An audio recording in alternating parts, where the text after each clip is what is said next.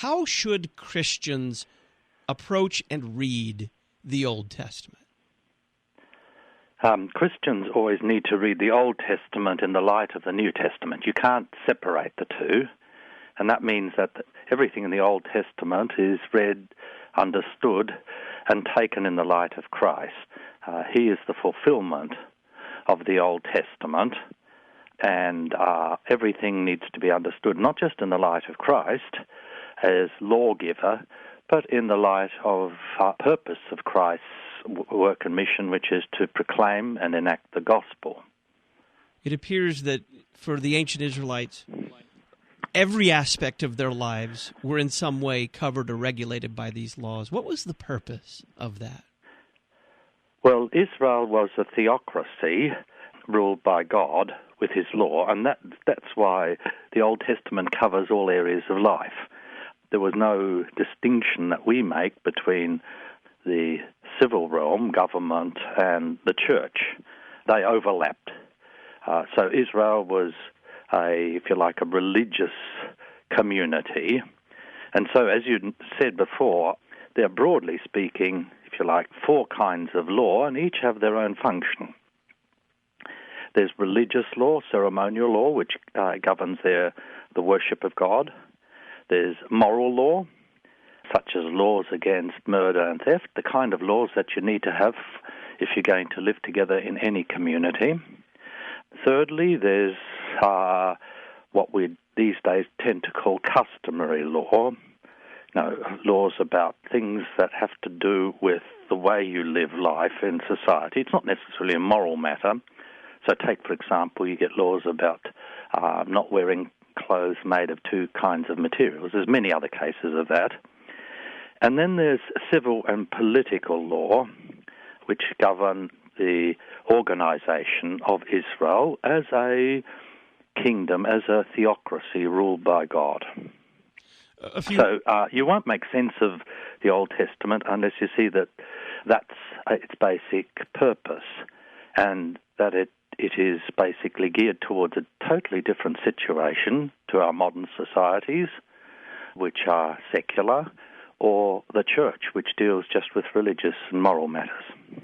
We need to distinguish between laws that establish something, like the Sanhedrin, the Jewish Supreme Court, or the worship of the Lord, and the laws that regulate something that already exists, such as divorce or slavery. So there's laws against that regulate divorce. They don't institute divorce or sanction divorce.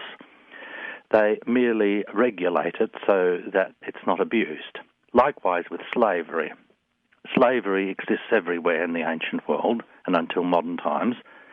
And in a way, we could come to that too, but the laws in the Old Testament don't establish slavery. They don't institute slavery. They merely regulate it to diminish the abuse of this existing social institution. That's one distinction that we need to make. And then, secondly, we need to distinguish between legal principles and their applications. So, for example, you have the basic legal principle of equivalence, an eye for an eye, a tooth for a tooth. Now, the actual application of that principle varies from case to case, but we need to go to the New Testament itself. So, as you said, there's certain laws which are abrogated because they're fulfilled, and that's self-evident. Take, for example, the religious laws about the sacrifices, the temple, the priesthood. Sacrifices are not necessary, at least many of the Old Testament sacrifices are not necessary because of the sacrifice of Christ. Or, since Christ's body is the new temple, we don't need the Jerusalem temple anymore. So certain things abrogated, and that's quite clear in that they are because of the explicit teaching in the New Testament. On the other hand, there's other laws which are, if you like, sharpened and made more stringent, such as the teaching in the Old Testament about murder and adultery are sharpened by Jesus. Luther puts it quite graphically, in this case, Christ out-Moses as Moses. He says that if you're angry with your brother without cause, and if you persist in your anger, and it leads to hatred, then you're guilty of murder. Or that if you lust after a person of the opposite sex in your heart, then you've committed adultery. But the basic principle, if I could enunciate it, is that what's applicable for us is if it's been reaffirmed by Christ and his apostles in the New Testament. Have the general universal prohibitions against homosexual behavior been reaffirmed in the New Testament by Christ or his apostles? Yes, they have. But if I can just go back, even he doesn't note, and many Christians don't note something which is quite obvious in the Old Testament. In fact, there's only two places in the Old Testament which actually prohibit, two verses which prohibit homosexuality. Can I speak about them a bit in a minute? Please do. Go ahead. Yes, there's Leviticus 18, verse 20. Now, the whole of chapter 18 has to do with statutes, ordinances that apply to all people, not just to Israelites. The key verse is 18, verse 5, where God says, "You shall keep my statutes and ordinances, by doing which a man," the Hebrew word is Adam, humanity, "shall live," or shall have life. So these life-giving, life-affirming ordinances that apply to every single human being. And then follow laws against incest, child sacrifice, bestiality, and not homosexuality in general, but homosexual intercourse, if you like to use a modern term, anal intercourse. Now, these abominations that defile the land, that defile not just the Israelites, but all human beings, that make them unclean. And that applies to all human beings. But what's interesting in chapter 18, no penalties are mentioned. So it's just that they are these things that make a person unclean, that defile all human beings, and that are, if you like, against life. They diminish human life on earth, and so therefore God prohibits it. Quite obviously the case is child sacrifice and incest. Then in chapter 20, you get a repetition of the same prohibition against these things and others, but in this case with penalties. Now, the penalties don't apply to non-Jews, but to apply to Israelites. And there's a graded scale of penalties from the death penalty to excommunication to punishment by God. Say, for example, God punishing by rendering a people childless. Now, they are not just a matter of moral purity, if you like, but they have to do with Israel as a holy nation. These are things which don't just make the Israelites unclean, but they desecrate their holiness, and hence the penalties. But what's important here is that these penalties don't apply to non-Jews, but only to the holy people of God.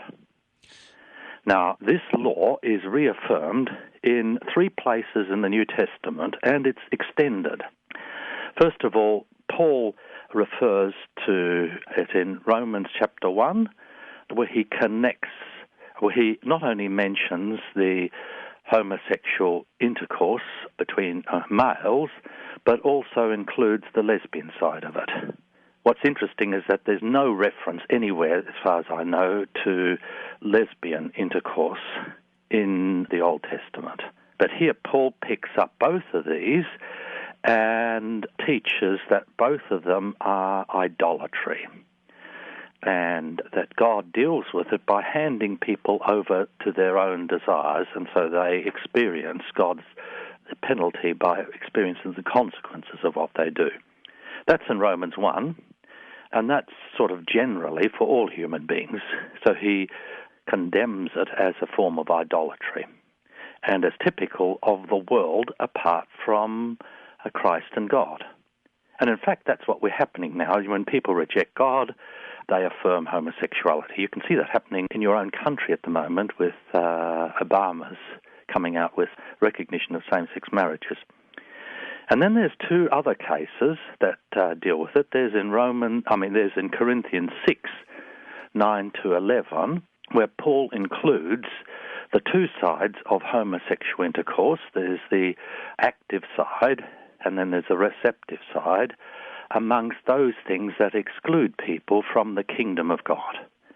But it's not the only one. There's a whole list of other things which are put on the same footing.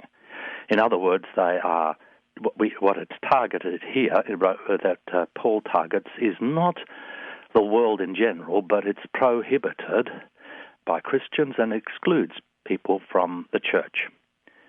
But then he goes on to add that even though this excludes people from the church, that some of the Christians in Corinth were, if you like, homosexuals and had in baptism been forgiven and cleansed from this. The other passage is in 1 Timothy 1 to 10, where homosexuality is listed together with the other 10 commandments as the kind of things that are contrary to the gospel. What I find interesting here is that apart from Romans, that the interest here in the New Testament is what happens and what applies in the church. There's no general, if you like, teaching on homosexuality. So it's definitely affirmed in the New Testament, generally by Paul, as idolatry, and as a mark of idolatry, and it's mentioned in the New Testament as something that is forbidden for Christians. But also, it's not just forbidden by Christians, but it is those who have engaged in it can be forgiven and receive salvation and cleansing. Now, the danger comes is if we lump the two together. How is that? Well, say, for example, we have part of the problems that we're experiencing now is the rather savage treatment of homosexuals by some Christians and Christian societies, where we apply the sanctions, say, from Leviticus 20, where you have the death penalty not for homosexuals, but people who engage in what we'd now call anal intercourse. We take that, which applies to the church, and we try and implement it in civil society. So homosexual acts are penalized. Maybe there's not the death penalty, but they are punished in some ways. In many Western societies, homosexual intercourse, if I can use that term, anal intercourse, or the term is buggery, that was quite often used traditionally, was not just a moral or civil offence, but was actually a criminal offence. So I would contend that that's a misuse and abuse of both Old and New Testament. Now, is that because neither the Old Testament nor the New Testament, when it comes to its condemnation of homosexuality in the general populace, shall we say, apart from the people of God, never specifies penalties? It simply says this is an abomination, it remains an abomination, but doesn't specify penalties. No, because it leaves that open. It doesn't specify penalties.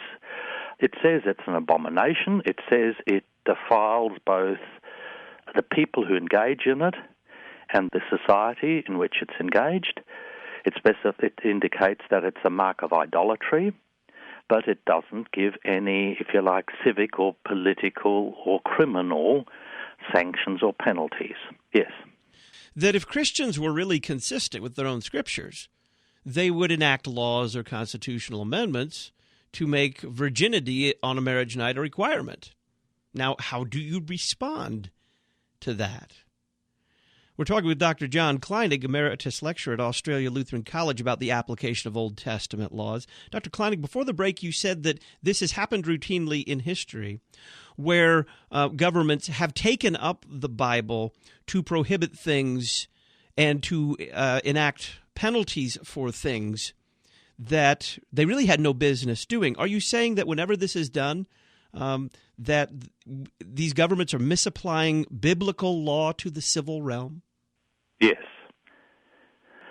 So if I can just take one case on the question of virginity or sexual purity, there's the instance that he cites of stoning a woman who had not been a virgin.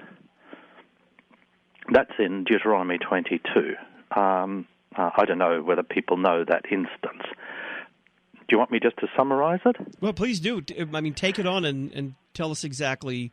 Okay. Now, the background of this is that you need to understand two things about the custom of marriage in the ancient Israel. First of all, is that people were married far younger than now.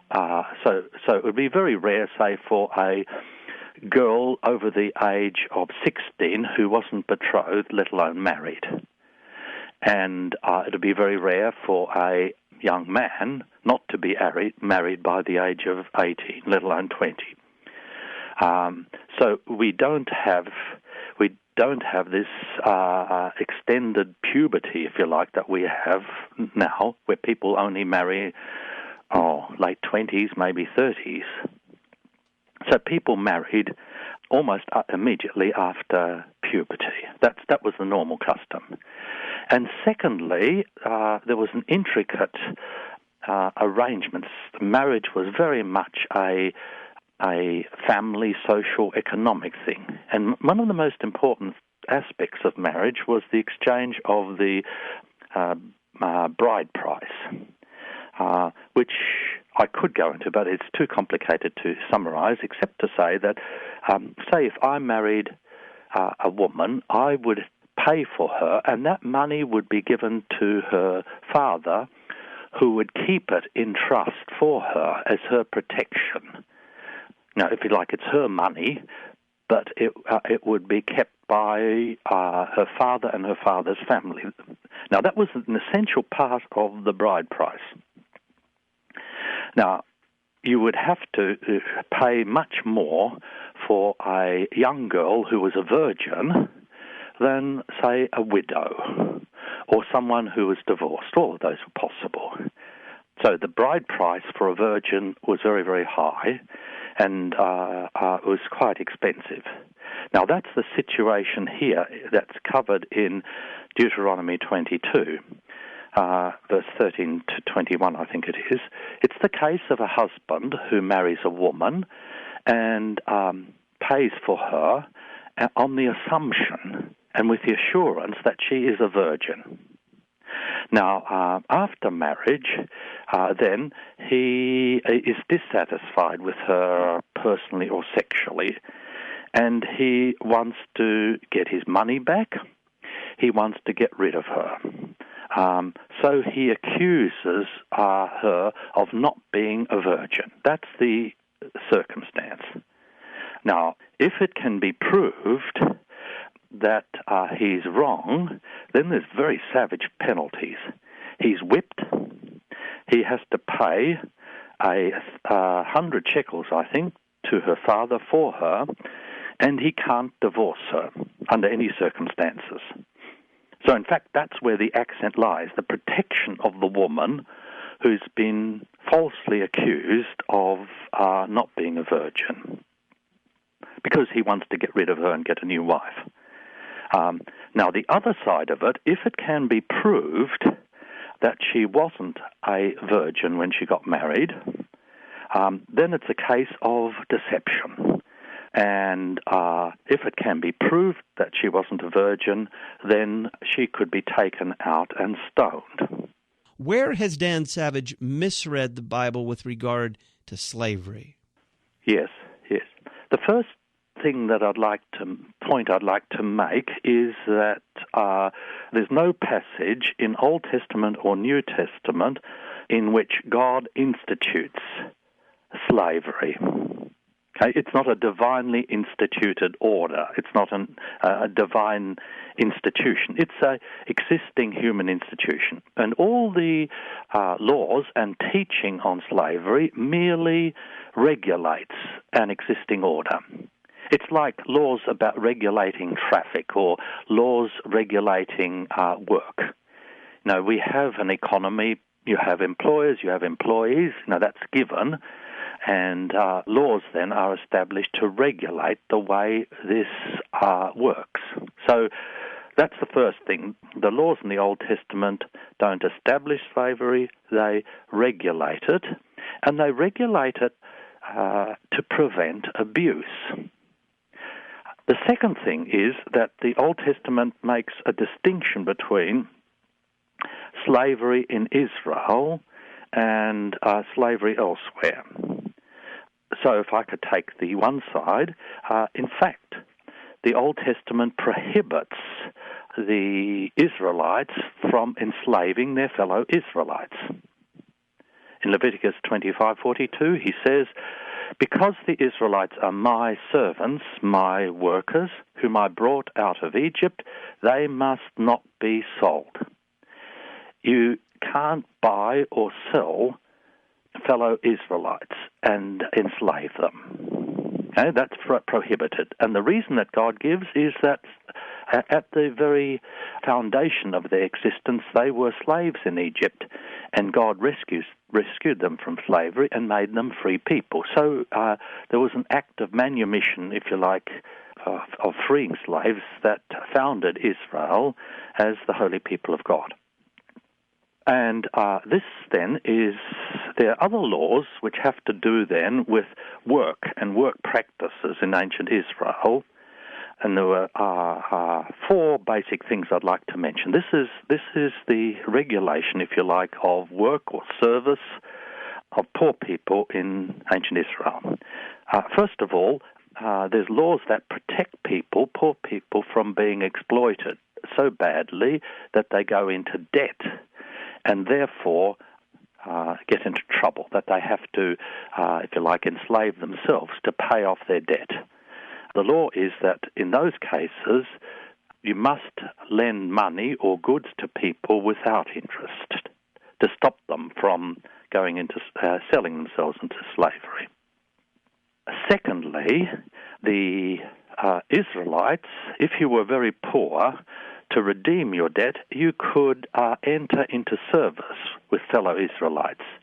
A kind of indentured service, I think is the technical term would be used. And in that case, your status wasn't of a slave, but of an employee. And now many people who were badly in debt were quite happy to sell themselves into service. Let's call that service. But it's the same word is used for service and slavery in Hebrew. You were then had the status of employee, and there were two benefits from this. Number one, you could get rid of your debt, and secondly, you had an assured livelihood.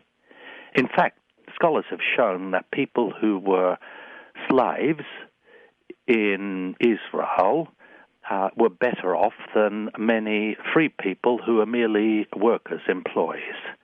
So you had an assured livelihood, you had protection, you always had bread on your table. Thirdly, you could only stay in service for a limited period until the end of a sabbatical cycle or the Jubilee cycle, and then you had to be, even if your debt hadn't been discharged, you were freed. Lastly, at any time and any place, the members of your family would have the duty to redeem you, free you from your service. So there was no slavery in enslavement of Israelites by Israelites. Okay, that's the first thing.